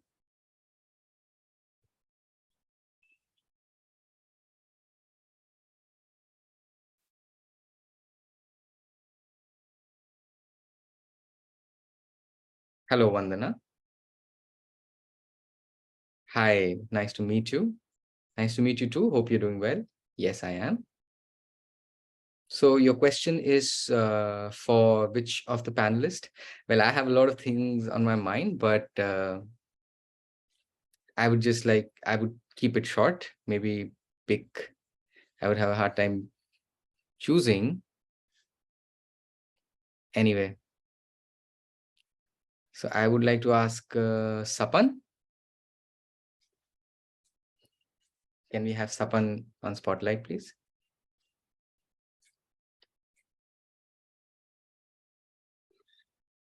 Hey, Sapan. Nice to meet you. So I'll start with this short question. I really enjoyed and totally agree with your presentation and your talk. Like Charu questioned you that, the working hours in McDonald's or Pizza Hut, etc. Women have, shorter working hours, or maybe they don't have to work late nights. So is this, a privilege And isn't it against men? So I totally understand, and agree. So we are Indians, you and me, but you know that it is not safe, this country, for women. There are incidents of rape.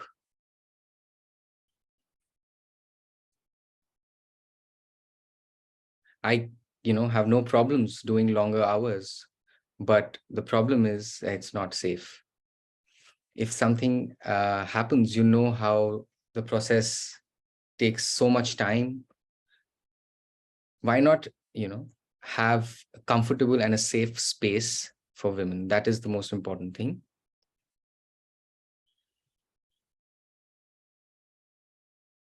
So, and as you said that women at these stores maybe have to go by 5 or 6. So I work at HCL. I mean, they're working 24 hours.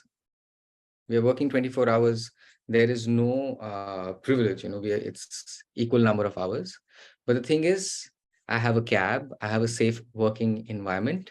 There's a security guard in case I'm in the cab alone. And I myself have worked 13 hours, sometimes at ACL. It's been 20 years working. So the important factor is safety. If it's safe, it would promote equality, right? Yeah, I really like what you're saying.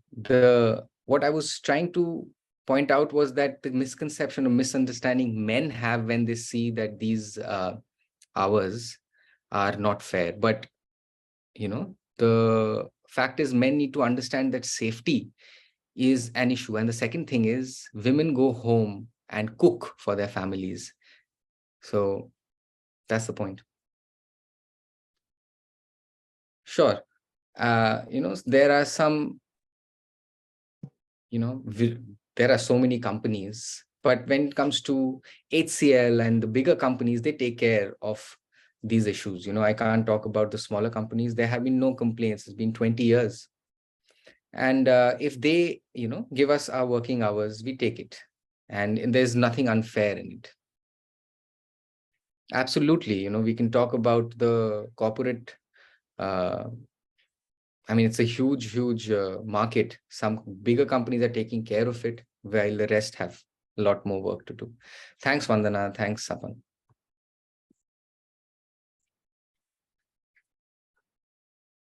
Can we have the second person?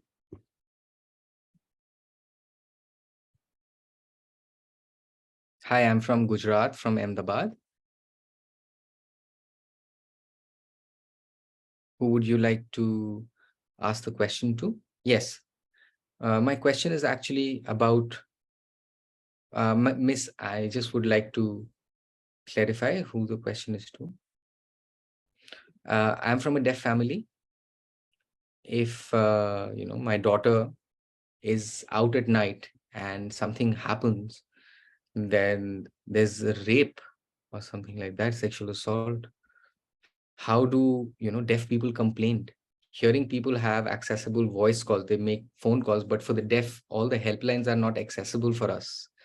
That's a huge barrier, and that definitely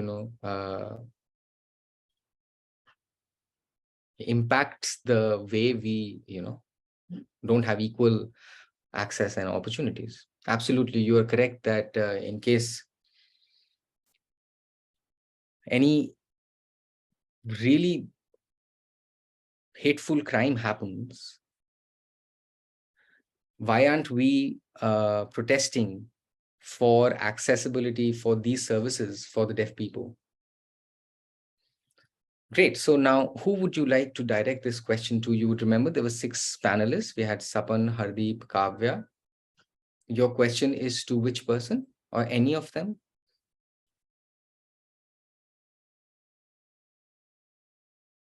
Okay, does somebody want to take this question?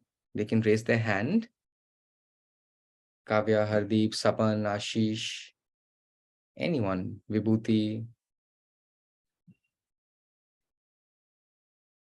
Kavya and Hardeep.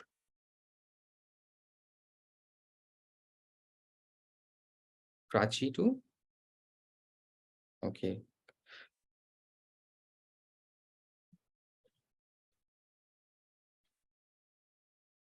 All right, all three of you.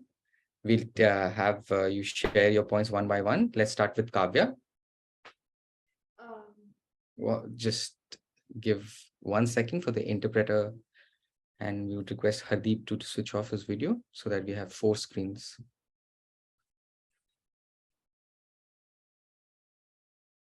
Yes, Kavya. Hi, ma'am. I'm Kavya, and thank you so much for this question as well. I know that during rape and everything, it's a very difficult circumstance as well, right? To make a call to somebody and say that, hey, this is what has happened, and to complain and all of that. I think we have to work towards it to bring a system in place. It is a need of the hour as well. But there are apps like I've heard of the Signable app where you can use interpreters where they're available 24/7 as well. So having interpreters on call and the awareness also given to interpreters about how's the situation, immediately not asking about saying that, hey, this has happened, but also doing a 2-minute counseling to the person to say that, hey, calm down, we understand what has happened and we are sorry about that, and going ahead and speaking to the person. I think that counseling is important, but for now we can use apps like Signable, or I'm sure you'll have in touch with interpreters that as well. But I think for now I have heard of the Signable app and it might be a little useful.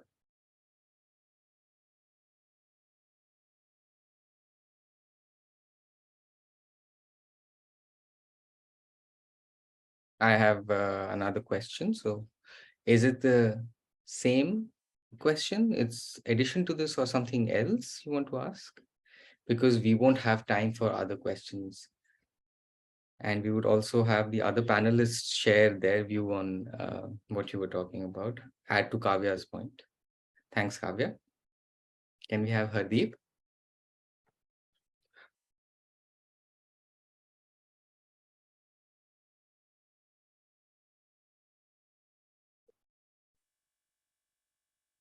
Thanks, Kavya, for your points. What I would like to add, what I observed, that for deaf people, rapes and the helplines and accessibility is the problem, and why don't we see any protest from the feminist groups about this? So what we are saying is that this might not be related directly to the feminism or feminist group. The issue here is accessibility. How a deaf person makes these kind of calls, and the gender equality is a little different, because we have to understand how we collaborate to make the systems accessible. I think in Indore or Bhopal, I remember there was an interpreter who volunteered his time to ensure that if there were any kind of instances, I'm ready to give your support services. So I think things are changing. Yes, but we have to understand about the rural communities as well. For people in very poor areas or rural areas, it's very difficult.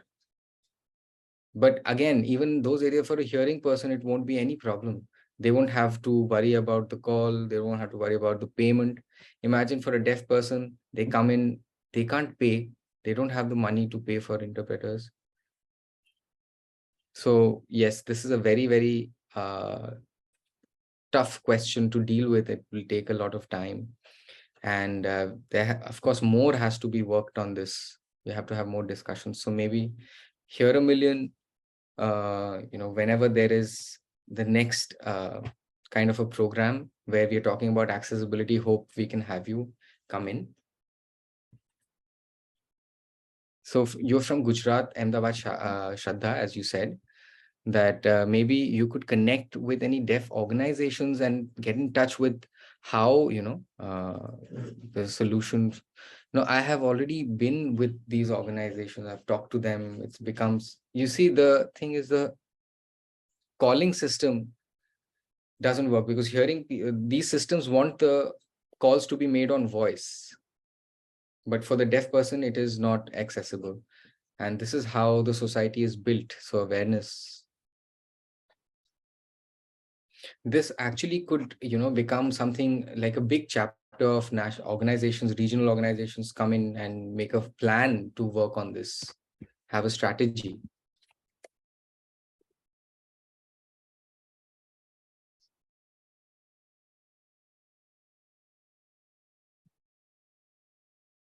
Okay, so about your accessibility, it's a longer discussion, but I would just, say that, if you go to the police station, if you have like a police station close by, you can talk to them and let them know that I have a young daughter and I'm deaf. In case there's anything, this is my phone number, I'll get in touch. The police people are also not very helpful,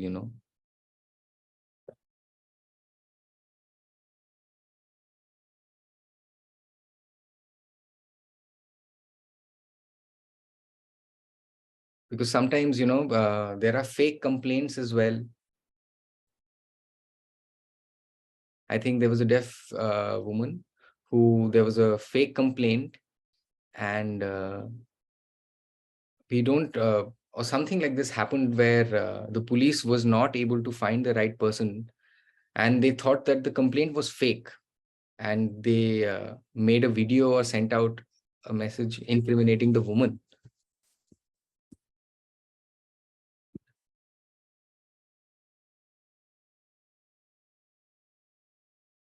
Yeah, Prachi would have to repeat what she said. Say, if there's any hearing person in your family, you could keep their phone, contact, and you could call that hearing person of yours and tell them to take the call on their behalf.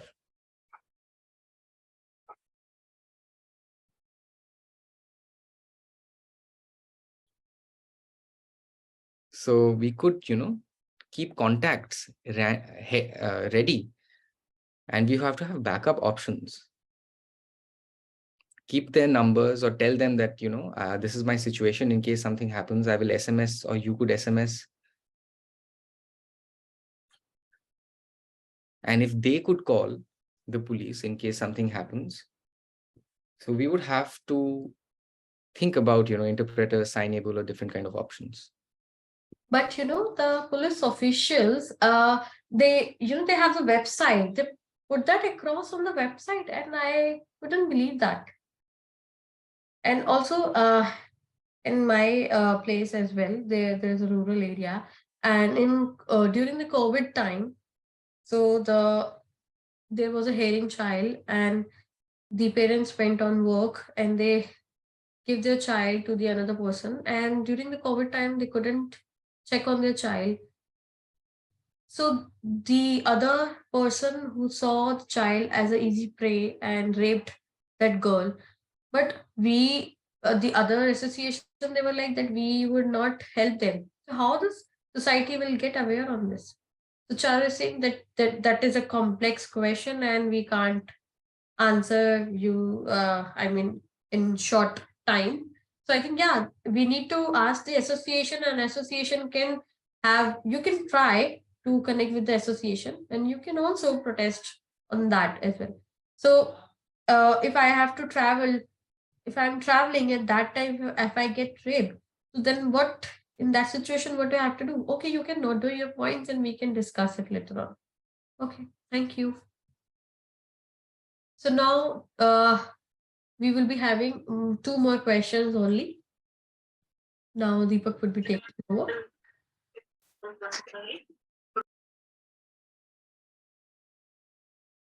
Okay. So now we already had 2 questions. Now we will be selecting 2 more participants to ask their query.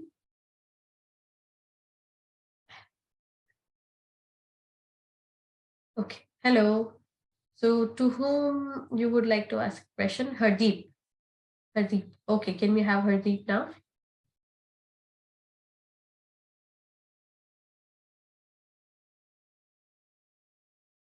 Hello. So I would like to ask you a question.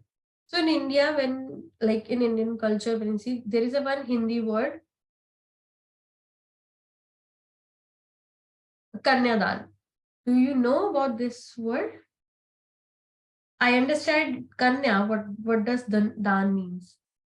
Hardeep has asked. So Kanyadan means, so in Hindu culture, when a woman is getting married to a man, and in our culture, we say when she's getting married to a man, the parents of a female, of the bride, they are giving her to him. Like they call it as a kanyadan. So, okay, that means that is something like they are giving it to some other person. So, for example, I am living in my family, and my family is giving me to the male person, the groom. So the name and also the name of a bride has to be changed. The woman has to be changed. What do you think? For example, and as you mentioned, Kanyadan, as per the Hindi culture, I would like to erase it. Right. I mean, we can easily, okay, that was the perfect answer. We have to, remove this thing and erase this thing. But there is a culture going on where woman has to change their name after marriage. But I have seen a little change in our society. This will not get changed in a day. But there are some people who are not asking for dowry, they are refusing for it. For example, earlier when we see that, when our parents are asking about the dowry and all, but we thought that in India they have a strong culture of having a dowry and all. But everything can't be changed in a day time. It will take a time. There are people who are not accepting dowry and all. So I would easily say just erase Kanyadan word. But what you have to do in the future? So now the young generation, if a male, they are going, they are going in arranged marriage or any love marriage, so they have to deny for the dowry. They can say that we will work together and we will be treated equally when we don't ask for the dowry. So now things are getting changed. Whether we talk about the people who are getting married and they want each other to be respected and they want to feel equal. But okay, I understood that in situation. But at house also, when they are going in their in-laws' house, that situation is not changing. Yeah, I know the situation might get better in the future. So if you would, that's good that you are asking such questions. But this is a good platform as well. But you need to work hard. We need to spread the awareness. That's how the situation gets changed. Yes, I would like to change the situation. Yes, slowly things will get better as well. Thank you for your answer. Deepak saying yes. One short story I would like to tell everyone as well. I hope you can understand that thing. So, for example, when woman has to change the name and woman has to go away, leaving their own place and staying with the in-laws family. So, in Kerala, when I see there are two places, Trivandrum. Sorry, you spell it so fast. It's Trivandrum, Trivandrum. It's a Kerala's capital, and one place is Kannur. So in two places, in Trivandrum and Kannur, so like they are following the Hindu culture. So if they are marrying in the same culture, the male has to leave their home and he has to go to the female, the bride family. And also the man's name change, not the female's name change. So you see it's happening in Trivandrum. So earlier in Nish, I understood that, yeah, that is something happening where, and in Kannur as well. So they are from the minority, from the Muslim minority, and where we see that also the people are not changing the name, okay? And male, the groom is going to the bride's family. So how they are doing this thing, we are not sure, but yeah, this is happening something in India. Thank you so much for sharing it. So there would be only one situation, but now this is the time to change this thing, right? And it could be a possibility that the fire is within us, but we need to have a fire extinguisher and work like that, right? So if it should go slowly and slowly. That's how the things will also spread across slowly, correct? Yes, and that's how things get changed. Okay, thank you.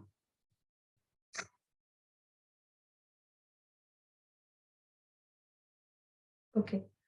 To whom you would like to ask?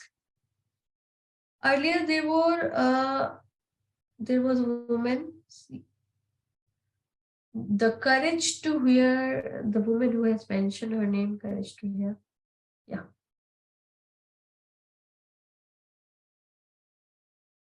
Yes, Hardeep as well. Okay.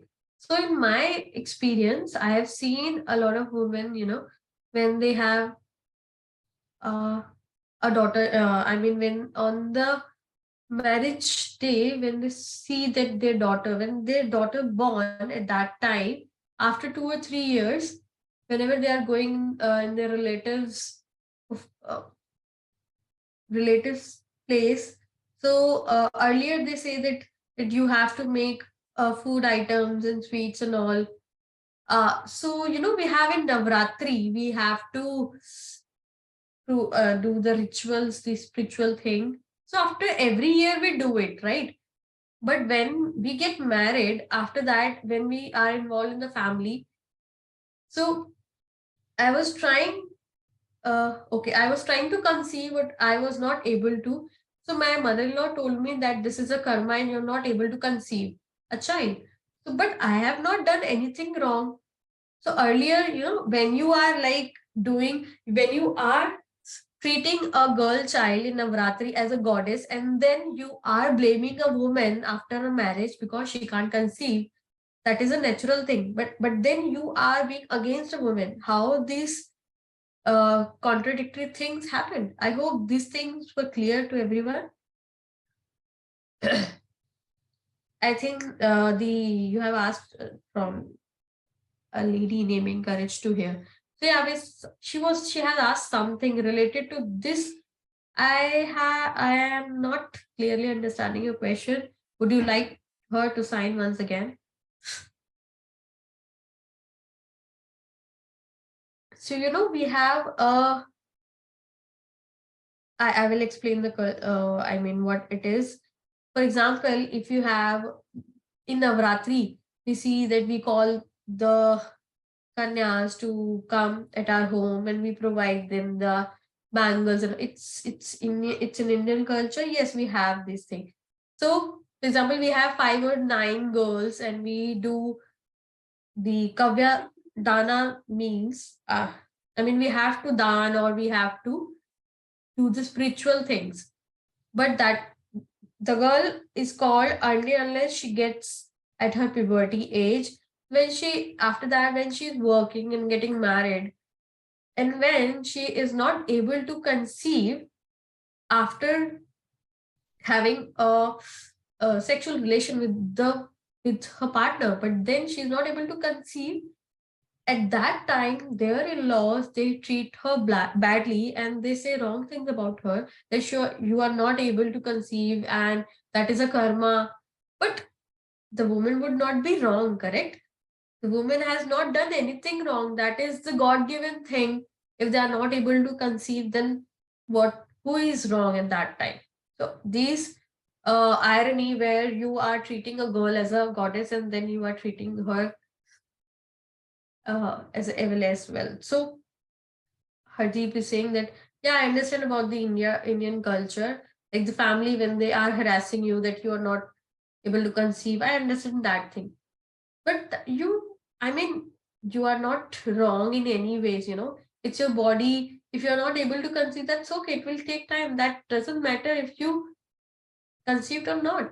But if people would understand, that is something happening with everybody. They have a pressure.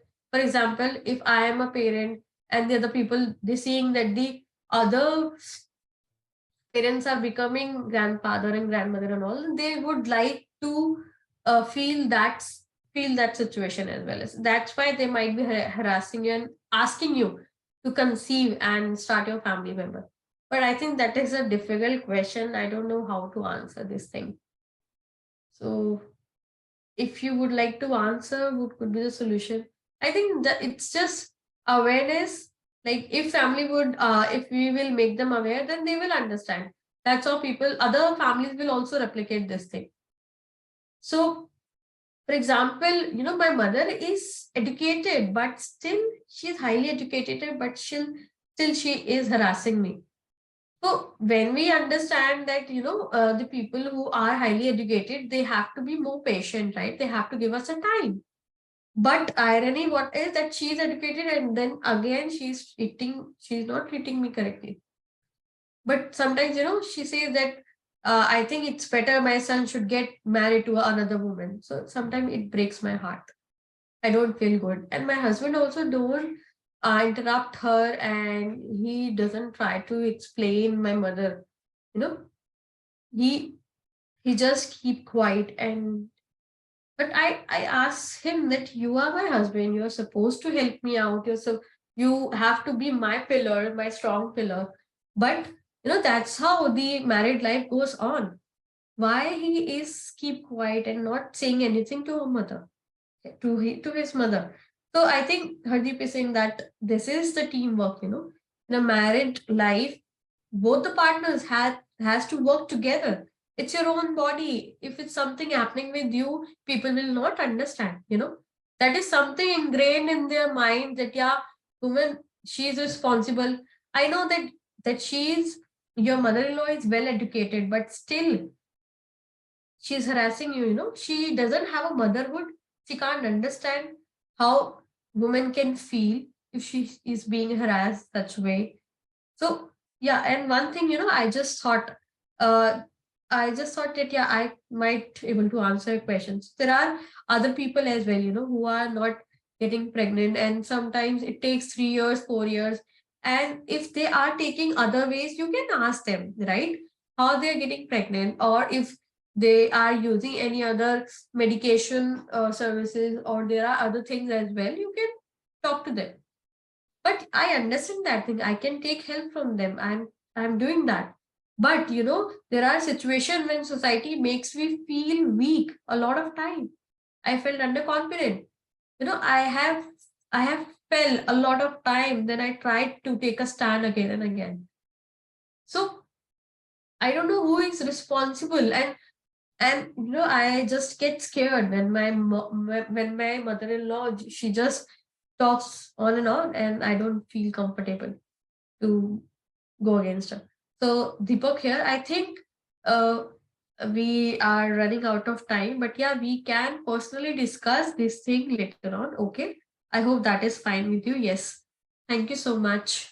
Because we are running out of time, we can later on discuss. You can connect with Here a Million, and they can also explain you. You can also connect with DWT team as well. Okay, I hope you know about them on Instagram. You are following them. Yes, I am. Okay, perfect. Thank you.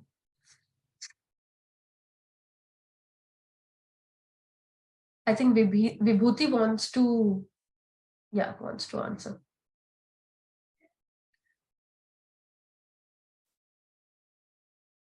Yes, Vibhuti. So can we have the woman who was just asking the question again?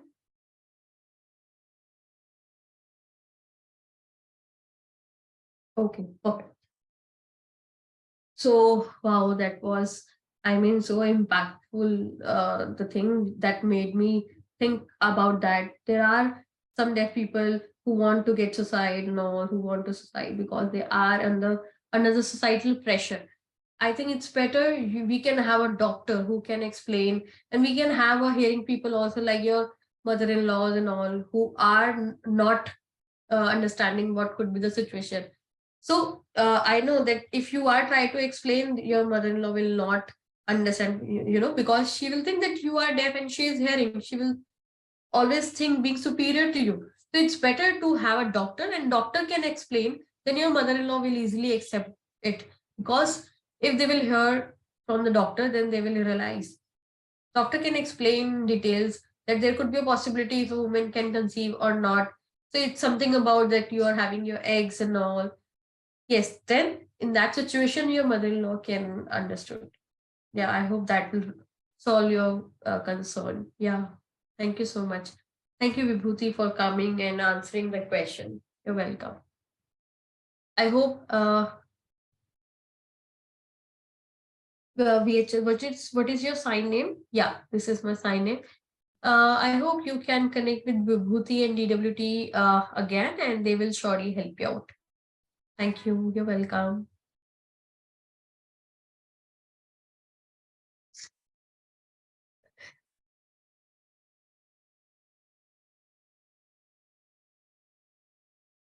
Okay, so now we are closing the session. Wow, it was around 2 hours session, more than that. And we had really interesting topics, and we had shared the opinions and perspective of each others. So what next we have? So now we are closing it soon. I would like to summarize it and wrap it up. And I know there were people, all the participants and the panelists and the guests. Thank you for making the awareness. So this is not the, fixed sign for feminism. We will be doing DWT and Hera Million, along with Hera Million, Instagram live soon. And there we will be discussing what would be the sign. So we have replicated the sign from international signers, but we still would like to discuss what should be the sign for a feminism. So I hope on Monday we can, DWT team, and we can, along with the Hera Million, discuss over it. All right. One last bit of information that this was a great discussion, and we would request you to share the links because it is being recorded. This session can be rewatched whenever you want. We are going to upload it on our social media platforms. And we are in the process of learning about feminism ourselves.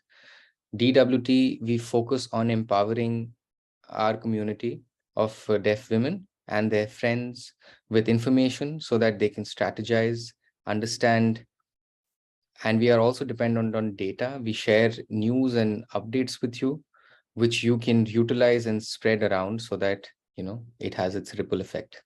That's all. Thank you, Charu. That was wonderful.